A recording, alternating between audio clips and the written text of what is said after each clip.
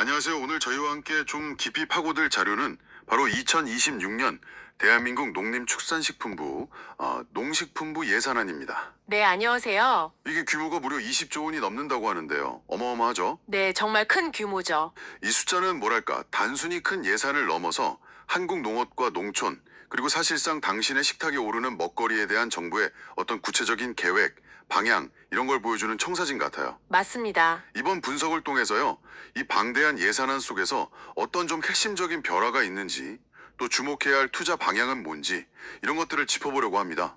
당신께서 제공해주신 이 자료들, 이걸 바탕으로 앞으로 농업이나 식품 분야가 어떻게 흘러갈지, 그 맥락을 좀 파악하시는데 도움을 드리는 게 저희 목표입니다. 네. 자, 그럼 본격적으로 시작해볼까요? 네, 좋습니다. 20조 35억 원. 이게 전년 대비해서 6.9%, 거의 7% 가까이 증가한 상당한 규모입니다. 7%면 정말 많이 들었네요. 네, 그렇죠. 근데 단순히 액수가 늘어난 것 이상으로 정부가 내세운 그 농정 대전환이라는 기조, 이게 중요합니다. 이 기조 아래서 농업을 국가 전력 산업으로 키우고 또 식량 안보부터 시작해서 농촌의 균형 성장, 미래 기술 도입, 그리고 동물 복지까지 정말 다양한 분야에 걸쳐서 변화를 시도하고 있다는 점이 중요해요. 아, 정말 포괄적이네요. 네, 제공해주신 자료를 보면서 구체적인 내용들을 하나씩 좀 살펴보겠습니다. 네, 가장 먼저 제 관심이 가는 건 역시 우리 먹거리 문제, 식량 안보입니다. 그렇죠. 가장 기본이죠. 자료를 보니까 쌀 수급 안정, 그리고 식량 자급률, 이걸 높이기 위한 전략 작물 직불금 예산이 눈에 띄게 늘었어요. 네, 맞아요. 올해 2,440억 원에서 내년 4,196억 원이면 와, 거의 2배 가까운 증가인데요. 이게 왜 이렇게 큰 폭으로 늘어난 걸까요? 그렇죠. 그만큼 이제 안정적인 식량 확보, 이걸 정부가 최우선 과제 중 하나로 보고 있다는 뜻입니다. 특히 요즘 기후 변화도 심하고 국제 정세도 불안정하고 이런 예측 불가능한 요인들이 많아지면서 국내 생산 기반을 다지는 게 더 중요해졌기 때문이죠. 아, 하긴 그렇겠네요. 네. 이 직불금이라는 게 기본적으로 특정 작물을 재배하는 농가에 정부가 직접 보조금을 주는 거잖아요. 네네. 이번에 보면 수급 조절용 벼나 가로쌀 외에도 수수, 율무, 같은 작물까지 대상을 한 5가지나 더 늘렸어요. 이건 좀 다양한 식량 자원을 확보하려는 의지를 보여주는 거죠. 아, 품목 자체를 늘린 거군요. 네, 그렇습니다. 근데 단순히 생산 지원만 늘린 건 아닌 것 같아요. 자료를 보니까 유통 구조를 좀 혁신하려는 움직임도 보이는데요. 네, 맞아요. 유통 쪽도 중요하죠. 온라인 도매 시장 활성화를 위해서 출하정산 자금을 1억 원까지 확대하고 또 참여자들을 위한 바우처 제도, 이것도 새로 도입한다고 되어 있네요. 이게 실제 유통 현장에서는 어떤 변화를 가져올까요? 네, 그 온라인 도매 시장이라는 게 생산자하고 구매자가 시간이나 장소 제약 없이 직접 거래할 수 있는 플랫폼이잖아요. 네. 여기서 이제 정산 자금을 확대해 주거나 바우처를 지원하는 건 더 많은 농가나 유통업체들이 이 시장에 좀 들어오도록 유도하는 뭐랄까 인센티브가 되는 거죠. 아, 참여를 늘리려는 거군요. 그렇죠. 장기적으로는 복잡한 중간 유통 단계를 줄여서 비용도 좀 절감하고 거래 투명성도 높이는 효과를 기대할 수 있습니다. 투명성 얘기가 나와서 말인데요. 생산부터 유통까지 전 과정을 관리하려는 노력도 좀 인상적이에요. 네, 그 부분도 있습니다. 스마트 APC, 그러니까 농산물 산지 유통센터를 115개소까지 늘리고 스마트 과수원 특화단지도 16개소 추가 조성한다고요. 이 스마트 기술, 이게 구체적으로 어떻게 도움을 주는 건가요? 아, 네. 그 스마트 APC라는 건요, 농산물이 들어오는 것부터 선별, 포장, 저장, 나가는 출하까지 전 과정에 자동화 시스템이나 데이터 관리 시스템을 도입한 시설이에요. 아하, 이걸 통해서 작업 효율을 높이는 건 물론이고 어떤 환경에서 생산되고 유통됐는지 이력 추적이 가능해지니까 안전성 관리가 강화되는 거죠. 네, 이력 추적 중요하죠. 스마트 과수원 역시 비슷합니다. 센서나 자동 물주기 시스템 같은 걸 통해서 최적의 생육 환경을 만들고 노동력을 절감하는 방식이고요. 결국에는 생산부터 유통까지 이 디지털 전환을 가속화해서 효율하고 안전, 이 두 마리 토끼를 잡겠다는 전략입니다. 당신이 최종 소비자로서 더 신선하고 안전한 농산물을 받아볼 수 있는 기반이 되는 셈이죠. 이게 바로 아까 말씀하신 농정 대전환의 한 모습이겠네요. 네, 맞습니다. 그게 한 축인 거죠. 식량 안보하고 유통 혁신도 중요한데 결국 농사를 짓는 농민들의 삶이 안정되어야 이게 지속 가능하지 않겠습니까? 그럼요, 당연하죠. 농가 소득 안정이나 농촌 활력 제고 이 부분은 예산안에서 어떻게 다루고 있나요? 네, 그 부분을 놓칠 수 없죠. 일단 농가소득의 기본축이라고 할 수 있는 기본형 공익직불금은 실제 집행 수준에 맞춰서 예산을 조정해서 좀 내실을 다지겠다 이런 계획이고요. 내실화. 네. 그리고 더 나아가서 친환경 농업이나 저탄소 농업처럼 환경 보전에 기여하는 활동에 주는 선택형 직불금 있잖아요. 이거는 현장의 요구를 반영해서 5,164억 원으로 좀 늘렸습니다. 아, 선택형은 늘렸군요. 네. 그러니까 단순한 소득 보전을 넘어서 농업의 공익적인 가치를 높이는 방향으로 지원을 강화하는 거죠. 기후변화 이야기도 아까 나왔지만 예측 불가능한 자연재해 이런 거에 대한 대비도 중요할 것 같아요. 관련 지원은 어떤가요? 네, 맞아요. 그래서 농업 분야의 어떤 위험 관리 시스템을 강화하는 데도 예산을 투입합니다. 예를 들어 농작물 가격이 떨어졌을 때 소득을 보전해주는 투입 안정보험, 그리고 뭐 태풍이나 가뭄 같은 자연재해 피해를 보상하는 농작물 재해보험, 이런 것들의 지원 대상 품목을 확대했어요. 아, 대상 품목을 넓혔군요. 네. 그리고 또 집중호우 같은 재해가 딱 발생했을 때 신속하게 복구할 수 있도록 재해 대책 예비비도 2,500억 원 규모로 늘렸고요. 농가들이 예상치 못한 위험에도 좀 경영을 안정적으로 이어갈 수 있도록 안전망을 더 촘촘하게 만들겠다. 이런 의도입니다. 안전망 강화 중요하죠. 농촌 현장의 어려움 중 하나가 또 고질적인 인력 부족 문제인데 이 부분에 대한 대책도 포함되어 있나요? 네, 있습니다. 또 농가 부채 문제도 계속 지적되는데 금융 부담 완화책 같은 건요? 네, 그 두 가지 다 중요한 문제인데요. 일단 인력 부족 해소를 위해서는 외국인 근로자를 좀 안정적으로 활용할 수 있게 공공형 계절 근로 지원을 확대하고요. 또 농업 근로자들이 거주할 기숙사 지원 규모도 늘립니다. 아, 기숙사까지요? 네, 그리고 농업인들의 금융 부담을 덜어주기 위해서 농업 정책 자금 대출 받을 때 이자 일부를 정부가 지원해 주는 거, 그 2차 보전 예산도 확대 편성했고요. 그리고 함께 농사 짓는 공동 영농, 이걸 활성화하기 위한 기반 시설이나 장비 지원 예산도 이번에 새롭게 발령됐습니다. 특히 젊은 세대가 농촌에 좀 들어와야 활력이 생길 텐데요. 청년 농업인 육성에 대한 언급도 있네요. 구체적으로 어떤 지원책인가요?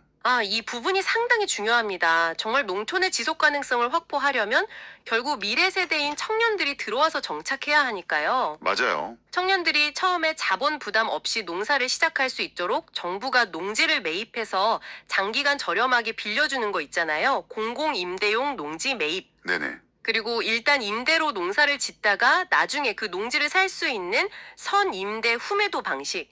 이 두 가지 방식의 농지 공급을 각각 4,200헥타르까지 크게 확대합니다. 와, 4,200헥타르면 엄청난데요? 네, 이건 단순히 뭐 인력난 해소를 넘어서 정말 농촌의 미래를 위한 핵심적인 투자라고 볼 수 있습니다. 그리고 정말 좀 파격적인 시도도 보여요. 농어촌 기본소득 시범 사업에 1,703억 원이라는 신규 예산이 편성됐어요. 네, 이 부분 상당히 주목할 만하죠. 이건 어떤 배경에서 나온 거고 구체적으로 어떻게 진행되는 건가요? 기본소득이라니? 네, 이 기본소득이라는 개념 자체가 사회적으로 여러 논의가 있긴 하지만 이게 인구 감소가 아주 심각한 농어촌 지역의 소멸 위기에 대응하고 또 주민들의 기본적인 삶을 보장하기 위한 어떤 정책 수단으로서 시범 도입된다는 점에서 의미가 있습니다. 시범 사업이군요. 네, 근데 단순히 현금을 나눠주는 것을 넘어서요, 이 예산은 농촌 공간 계획하고 연계되어 있어요. 아, 연계되어 있다고요? 네. 즉 기본소득 지급과 함께 농촌 환경정비 예산을 늘리고 또 인구 감소 지역 84배 시군을 대상으로 해서 영농 폐기물 같은 농촌 쓰레기를 수거하는 예산 한 68억 원 정도인데 이걸 새로 반영하는 등 생활환경 개선 노력이 함께 추진된다는 점이 중요합니다. 아, 그러니까 돈만 주는 게 아니라 살기 좋은 환경을 같이 만든다. 그렇죠. 빈집 정비 사업도 속도를 낸다고 하니까 이건 뭐 종합적인 접근 방식인 거죠. 다만 이제 시범 사업인 만큼 어떤 기준으로 대상 지역을 선정할지 또 그 효과를 어떻게 측정할지 이런 게 앞으로 좀 중요한 과제가 될 겁니다. 그렇겠네요. 효과 측정이 중요하겠어요. 그리고 여성 농업인을 위한 복지 확대도 눈에 띄네요. 특수 건강검진 대상을 8만 명으로 늘린다고요? 네, 그것도 농촌 지역 주민들의 삶의 질을 높이기 위한 다각적인 접근의 일환으로 볼 수 있습니다. 경제적인 지원뿐만 아니라 생활 환경 개선, 그리고 또 여성 농업인처럼 특정 계층의 필요에 맞춘 복지까지 좀 챙기려는 세심함이 보이는 거죠. 이런 것들이 다 모여서 농촌을 좀 더 살고 싶은 공간으로 만들려는 아까 말한 농정 대전환의 큰 그림을 구성하는 겁니다. 네. 자, 이제 농업의 미래 성장 동력 확보 쪽으로 넘어가 보죠. AI 기반 스마트 농업 확산, 여기에 대한 투자가 정말 상당합니다. 네, 이쪽 예산이 많이 늘었죠. 기존에는 주로 시설 원예나 축산 농가, 좀 규모 있는 곳 중심이었던 것 같은데 이제 노지 작물이나 중소농가까지 확대하겠다는 계획이 인상적이네요. 이게 현실적으로 가능할까요? 네, 그동안 사실 스마트팜이 주로 대규모 시설 중심으로 보급되면서 산도적으로 좀 영세하거나 노지 작물을 재배하는 농가들은 기술 접근성이 낮다 이런 지적이 있었거든요. 네, 그런 얘기 있었죠. 이번 예산안은 그런 부분을 좀 해소하려는 의지가 강하게 보입니다. 구체적으로 보면 노지 작물 주산지 5곳에 날씨나 토양 데이터 같은 걸 분석해서 최적의 농사법을 알려주는 스마트 솔루션을 보급하고요. 또 자본이나 기술력이 부족한 중소 농가들이 비교적 쉽게 도입할 수 있는 맞춤형 K 스마트팜 모델 개발도 새로 지원합니다. 아, K 스마트팜 모델. 중소능 맞춤형이군요. 네, 여기서 또 중요한 게 국가 농업 AX 플랫폼 구축이라는 게 나오는데요. 705억 원이면 엄청난 투자인데 이건 정확히 뭔가요? 민관이 함께 한다고요. AX요? AI가 아니고? 네, AX. 이게 AI 트랜스포메이션, 그러니까 인공지능 전환을 의미합니다. 아, AI 전환. 네, 이 플랫폼은 농업 관련 데이터를 한 곳에 다 모으고 이걸 AI를 이용해서 분석해서 농민들한테 맞춤형 정보를 제공하거나 뭐 병해충 예측, 최적 생육 관리 같은 솔루션을 개발하는 핵심 기반이 될 겁니다. 정부하고 민간 기업이 함께 투자하고 개발해서 AI 기술을 실제 농업 현장에 좀 빠르게 적용하고 확산시키는 생태계를 만들겠다. 이런 야심찬 계획이죠. 와, 생태계 조성. 네, 이를 위해서 AI 기술 상용화 지원 예산 675억 원도 신규로 편성되었습니다. 데이터가 곧 경쟁력이 되는 미래 농업으로의 전환을 가속화하겠다는 겁니다. 그야말로 농업의 디지털 대전환이네요. 어휴, 근데 이런 첨단 기술이 모든 농가에 골고루 혜택을 줄 수 있을지, 또 기술 격차가 더 벌어지는 건 아닐지, 뭐 이런 우려도 있을 것 같아요. 아주 중요한 지적이십니다. 기술 개발하고 보급만큼이나 중요한 것이 바로 그 기술 접근성하고 활용 역량 강화거든요. 그렇죠. 그래서 아까 말씀드린 중소농을 위한 K 스마트팜 모델 개발이나 관련 교육, 컨설팅 지원 같은 것들이 꼭 병행되어야 실질적인 효과를 거둘 수 있겠죠. 기술 도입 비용 부담을 완화하는 방안도 필요하고요. 이런 과제들을 어떻게 해결해 나갈지가 관건입니다. 동시에 R&D 투자 자체도 AI뿐만 아니라 기후위기 대응 기술, 또 친환경 농업 기술, 이걸 그린 바이오라고 하는데 이쪽 중심으로 전년 대비 15.2%나 늘렸다는 점은 주목할 만합니다. 와, R&D 투자 증가율도 상당하네요. 네, 미래를 위한 기술 경쟁력 확보에 총력을 기울이는 모습입니다. 기술 개발과 함께 K푸드 플러스 수출 확대에도 힘을 싣는군요. 네, 맞습니다. 단순히 음식을 파는 것을 넘어서 플러스라는 이름이 붙은 이유가 있을까요? 네, 맞아요. 그 K푸드 플러스라는 건 단순히 농식품 수출 목표치를 높이는 것을 넘어서 K컬처나 관광, 기술 같은 다른 산업하고 연계해서 시너지를 내겠다는 전략입니다. 아, 연계 전략. 네.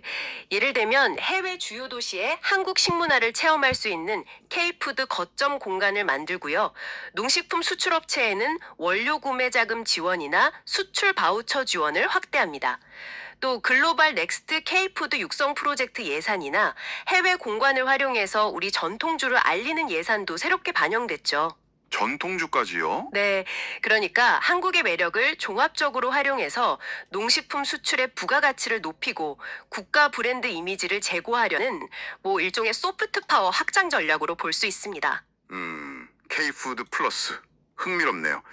자, 마지막으로 사람과 동물이 함께 행복한 사회, 이 부분을 위한 투자 내용도 살펴보겠습니다. 네, 동물복지 부분이죠. 요즘 반려동물 키우는 가구가 정말 많아졌고 동물 복지에 대한 관심도 아주 높은데 예산에도 이런 변화가 반영된 것 같아요. 네, 확실히 사회적 인식 변화를 정책이 적극적으로 반영하고 있습니다. 동물 보호에 대한 국민들의 인식을 높이기 위한 교육 예산이 반영됐고요. 또 건강한 반려동물 입양 문화를 만들고 책임감을 높이기 위해서 군견이나 경찰견처럼 사회에 봉사하다 은퇴한 동물들 있잖아요. 그 동물들의 입양 지원 항목이 새로 포함된 점이 특히 눈에 띕니다. 아, 은퇴견 입양 지원이요? 네. 의미 있네요. 네. 그리고 버려지거나 주인을 잃은 유실 유기동물을 관리하는 예산도 확대되었습니다. 이른바 펫코노미라고 불리는 반려동물 연관 산업 육성에도 예산이 투입되는군요. 이게 근데 단순히 경제적인 측면만 보는 건 아닐까요? 양면적인 측면이 다 있다고 봅니다.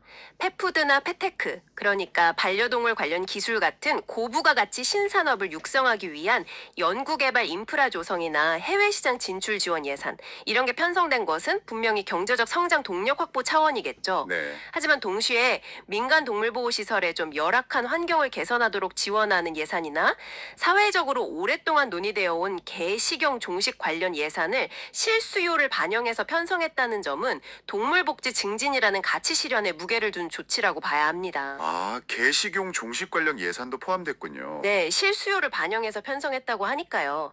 그래서 산업 육성과 동물 복지 향상이 좀 균형을 이루도록 노력하는 모습입니다.